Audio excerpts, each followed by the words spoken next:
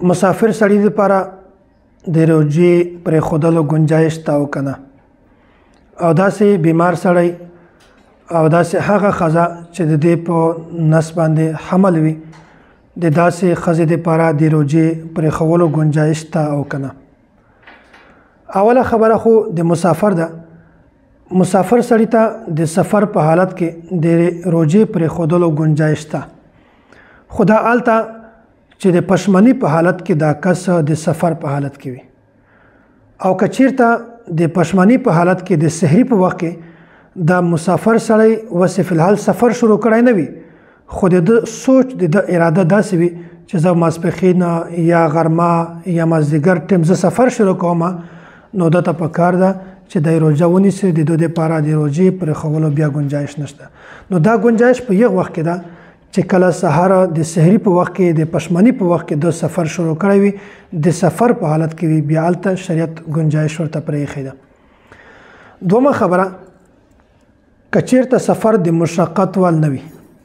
نو عکس ته پکار ده چې دای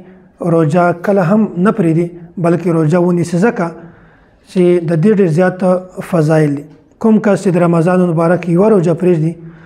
دا که ټوله زندګي روژې ونیسي نو هغه ثواب چې کوم دته د رمضان مبارک په میاشت کې حاصلېده ټول عمر که دا سړی روژې ونیسي د یوې روژې ثواب هم دته نه میلاویږي.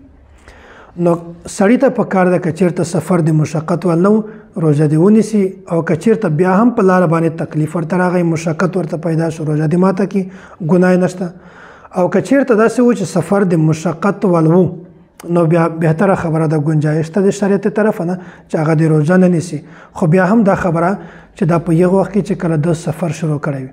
دی د سفر په حالت کې وي، که دی چیرته سهار په کور کې وي سفر نه وي شروع کړی، بیا د ده دپاره روژې نیول دا ضروري او لازمي خبره ده. او داسې هغه کس چې د روژې د وجې نه د هغه د بیمارۍ د زیاتوالي خوف ورته د زیاتوالي یره وي نو د دپاره هم د روژې پرېښودلو گنجایش ته،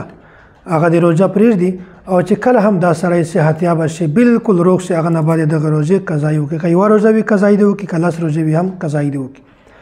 او داسې هغه ښځه چې هغې په نس باندې حمل وي او که چیرته د روژې د نیولو د وجې نه دغې ښځې ته یا د هغې ښځې بچي ته نقصان رسي د کمزورتیا د وجې نه یا نور ډاکټري اصولو د وجې نه، نو په داسې صورت کې داسې ښځې دپاره هم د روژې پرېښودلو گنجایش ته چې کله هم دا صحتیابه شي هغه نه بعد روژې مکملې کړي. او داسې هغه ښځه چې هغه بچي ته شودې ورکوي او که چیرته دا روژه ونیسي د روژې په وجه باندې د شودو کې کمی راشي او د هغې د وجې نه بچي ته نقصان وي، نو په داسې صورت کې هم د هغې ښځې دپاره د روژې پرېښودلو گنجایش ته چې کله هم دا بلکل صحتیابه شي او د دغو هر قسمه مصروفیاتو نه خلاصه شي هغه نه بعد د روژې قضایي وکړي.